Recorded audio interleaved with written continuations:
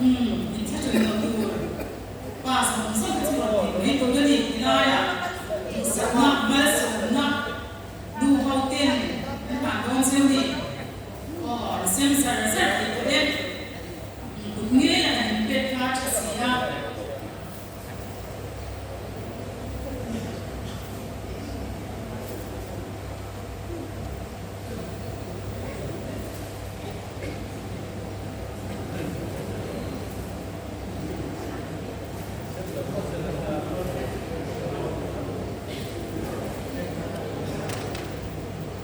Letting ina tama kan na box siya senso kan na mga kaya to the kan ni dum na lang do dia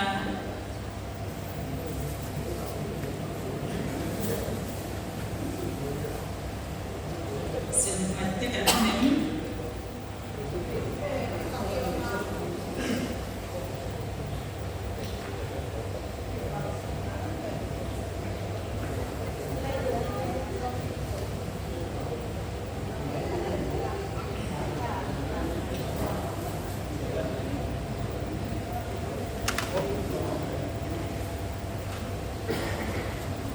senso kalau nak makilan senso kalau dia jangan layak ini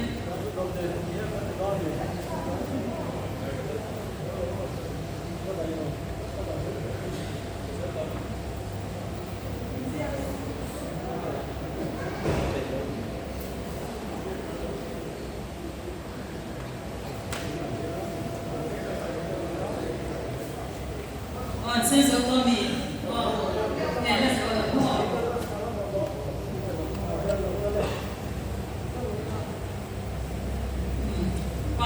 something guna thala ki to mo do la tu la